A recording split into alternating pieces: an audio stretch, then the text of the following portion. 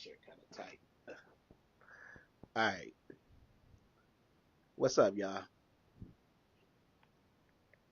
My name is Johnny, and this is an exclusive. Um, as you guys probably already know, P Diddy was arrested for some crazy things, for some crazy, um, just over the top type things. And one thing that's trending right now on social media is 1,000 bottles of lotion. Everybody agreeing that like that's crazy work. Like, I mean, this dude was over the top with it. But we're not going to talk about the charges right now. If you want to leave your comments, questions, because I know a little bit, and I got my laptop here, my MacBook. So let me fire it up. I can ask questions, answer questions, and things like that if you have questions. So um, we're going to talk about P. Diddy because I thought about it for a little bit, and I probably will get into like some of the charges and things like that at a later show. I kind of touched on it last night when I made the announcement, but I thought about it. Should I really talk about like the charges and things like that? But I mean, I don't want to get into like a back and forth with people to be like, did it happen? Did it not happen? Is the people just trying to get paid? You know what I'm saying? The whole thing, like with the R. Kelly, like we do protect our black entertainers, especially if they good at what they did. You know what I'm saying? But there are some things there that's crazy, and to be honest, I really don't know how to go into and talk about some of the things like that are being allocated. You know what I'm saying? Because it's really crazy. Um, hiring people like sex trade, taking young girls across all that stuff. But we not gonna get into that. That's for you to go in, do your own research. If that's what what I'm saying, the topic you want to get into, that's cool. But I got a little bit of time here today, and what I was gonna get into was something other than that, something beyond, um, or just not. I'm not gonna say like beyond, if it's the right word to say, but something that's not being talked about enough. I don't think it. Some people have touched on it, like it hasn't gone under the radar, but it's not talked about enough, and that's kind of what I'm gonna touch on today. And whew, all right, so with that thing, let me get a little bit of drink over here. Nothing bad, but what I'm saying, it's probably something I should be drinking in the morning. But but I have my coffee. We're gonna talk about the holding on or preventing people's career. That's my main thing about with Puffy. Him and some other people, and I am not gonna say it mentioned like everybody who I think or there has been rumors to be a gatekeeper in the industry. So to break it down, what I'm saying is like, okay, so like say like Cassie, you heard her come out with a hot song. A lot of people don't even know this. Like Diddy had nothing to do with that song. Like that song and Diddy, the creation of that song and Diddy didn't even go together. They had nothing to do with each other. That song was made by her former manager, who was just trying to put her on MySpace and see what her song can do. That's what that was. Nothing more, nothing less. And it started blowing up. And then when Diddy heard it, because he was in the creation, he was creating Bad Boy, they was getting hot and stuff. He needed something different. When he heard it, he immediately like tried wanted to buy it, promised Cassie her career, and took it from her original creator, and they blew it up. But yeah, he had nothing to do with that song or the sound of that song. But and then this is my point. He only really let her bring out one song. I like that song. Like I can still play that song as a DJ. I could still play that song, but you don't recall like Cassie having like a slow song or a mid tempo song or any of that. Like this dude really like took people's career and like smashed them and like halted them. Like, nah, you ain't finna bring out nothing else. You know what I'm saying? In fact, so much he even like recently he did it with his son. His son was supposed to do some music for one of these. Uh, I don't know if it was Empire or I know it definitely wasn't the one with 50 Cent, so it had to probably be like Empire or something like that. But his son was supposed to do a few songs and even act on the show, and Diddy wouldn't let that happen. You know what I'm saying? And now, even to today, you don't know nothing. You never heard nothing about Diddy's son rapping except for that diss song he did against the FBI, which was probably dumb. Because soon after that diss track they had put out where Diddy was chasing her through the, like, it was like a day afterwards. As soon as he put out that diss song and it started getting rotation, like people started like, well, maybe this, maybe that. They put out that hotel joint. It's like we he dropping CDs. It's like P Diddy dropping CDs. They put out that hotel joint and the day afterwards. Like ain't that crazy? Like the FBI they just like they wanted to let people know before something like that built up and like a lot of people be behind Diddy. They like, yeah, maybe the FBI is fucking with him. We don't like the FBI.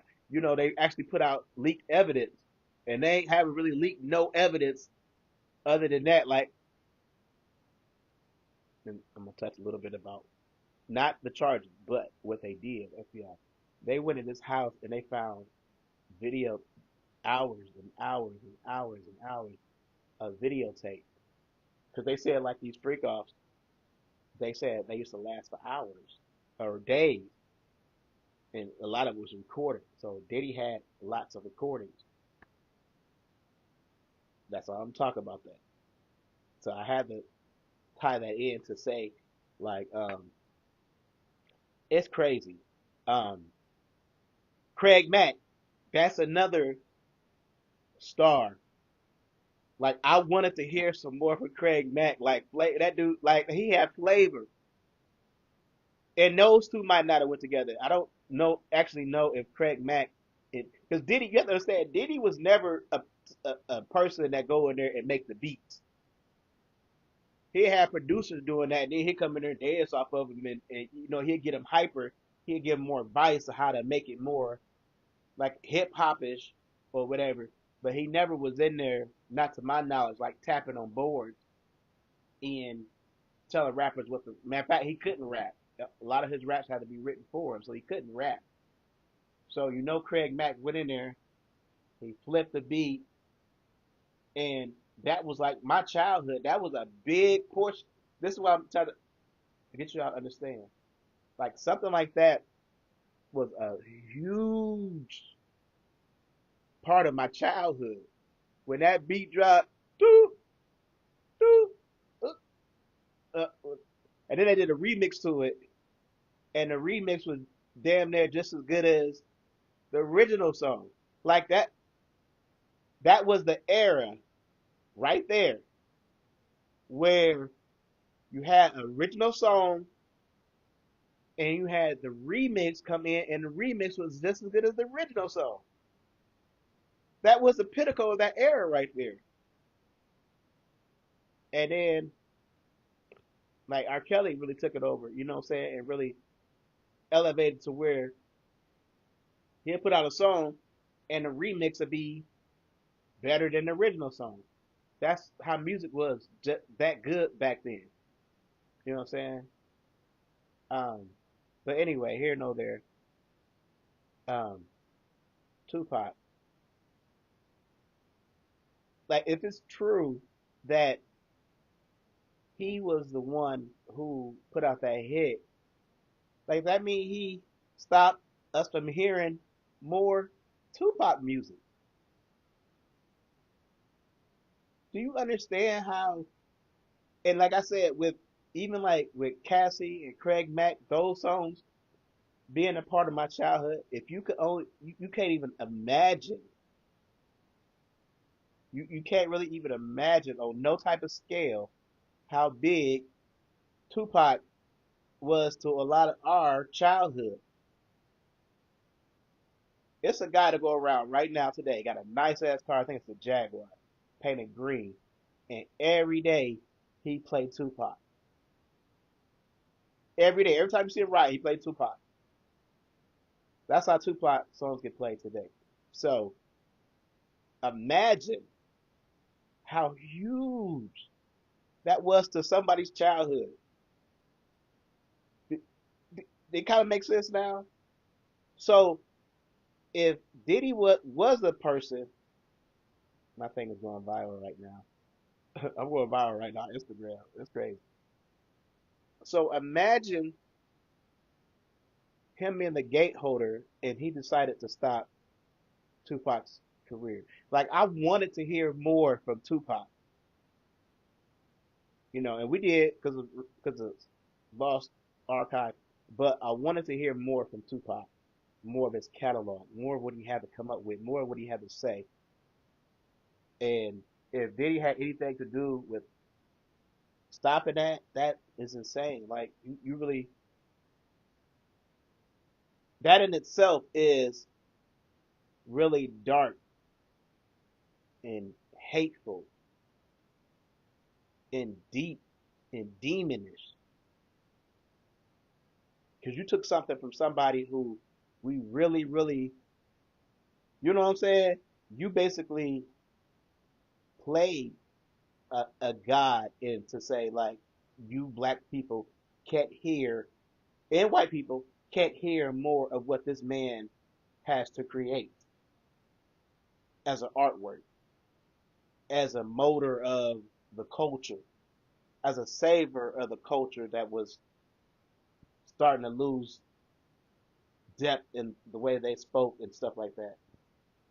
So you really took that away. And then rumors are about Biggie. Like we're not even gonna get, you know what I'm saying? Like, and if you had something to do with that, and the crazy part about it, and I'm gonna wrap it up because I have to get ready to go. We're gonna continue this. The crazy thing about Biggie, if you had something to do with Biggie, like I wanted to hear more of Tupac and Biggie.